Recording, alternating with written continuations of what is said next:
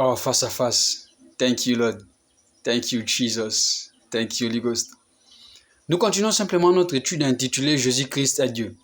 Dans la première partie, nous avons clairement expliqué en démontrant par des versets bibliques ce qui était dit dans Jean chapitre 1 au verset 1, tel que la parole était Dieu. Au commencement était la parole et la parole était Dieu. Cela nous a mené à comprendre que Dieu et sa parole sont un. Et nous emmène aussi à comprendre que notre parole n'est rien d'autre que l'expression de notre personnalité, l'expression de notre identité, de notre engagement et de notre témoignage. Et nous avons si clairement dit que notre parole n'est rien d'autre que notre ADN verbal. Et nous ressemblons à ce que nous disons. Et lorsqu'on fait un parallèle avec Dieu, parce que la Bible dit que commencement était la parole est avec Dieu, nous pouvons simplement comprendre que Dieu et sa parole sont un. Comme nous et notre parole, il y a une unité. Nous ne pouvons pas ressembler à ce que nous ne disons pas. Et nous avons aussi clairement expliqué que l'identité d'un menteur, c'est le mensonge. L'identité d'un calomniateur, c'est la calomnie. Nous ressemblons simplement à ce que nous disons. Dans la deuxième partie, nous allons clairement expliquer, à travers les déclarations faites par Jésus-Christ, notamment ce qu'il dit dans Jean chapitre 8 au verset 14, Jean chapitre 8 au verset 12, « Je suis la lumière du monde ». Il continue en disant plus bas, dans Jean 10 verset 11, « Je suis le bon berger ». Je suis la porte des brebis, dans Jean 10 verset 7, « Je suis la résurrection et la vie ». Jean 11 verset 25, « Je suis le chemin, la vérité et la vie ». Jean 14 verset 6, « Je suis le pain de la vie ». Jean 6 verset 35. Vous savez, j'ai étudié plusieurs livres. J'ai étudié plusieurs romans. Et dans ma petite expérience, je n'ai jamais vu un philosophe, je n'ai jamais vu un écrivain, je n'ai jamais vu un leader spirituel déclarer ce genre de phrases. Jamais. Aucun n'a été audacieux, prétentieux, ni même encore aucun n'a été assez courageux de donner ce genre de phrases.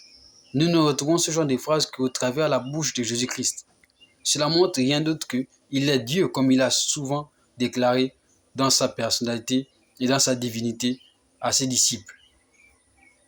Maintenant, la chose que nous devons reconnaître ici, comme ce qui est écrit dans Hébreux chapitre 1 au verset 3, que Jésus-Christ est le reflet de sa gloire, l'expression de sa personnalité, l'expression de la personnalité de Dieu. Donc, à travers Jésus-Christ, nous pouvons simplement connaître comment Dieu pense. À travers Jésus-Christ, nous pouvons simplement connaître comment Dieu agit. Et lorsque nous partons plus loin, nous allons rendre compte que lorsque Jésus dit « Je suis la lumière du monde », il présente quelque chose de très intéressant ici parce qu'il savait, il s'agit ici de l'article déterminant, le déterminant le ou la. Lorsque quelqu'un utilise une phrase, il utilise le ou la, cela nous amène à comprendre qu'il n'existe plus d'autre.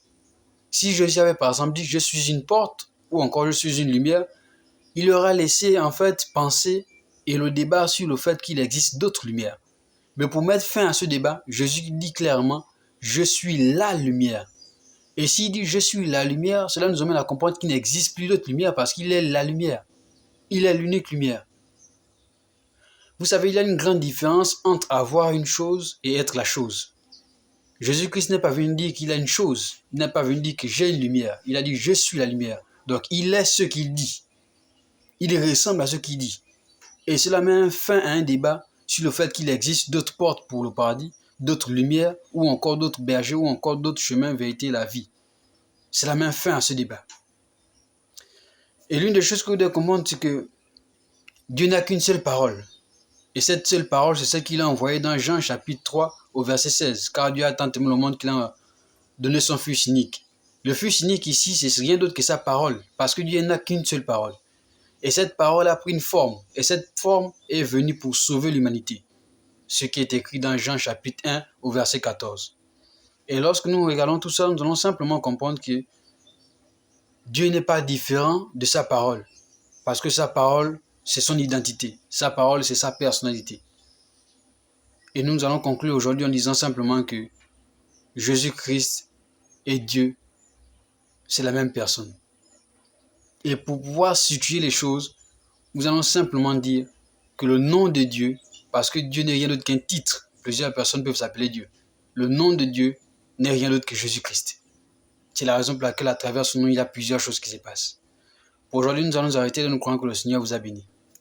Face à face.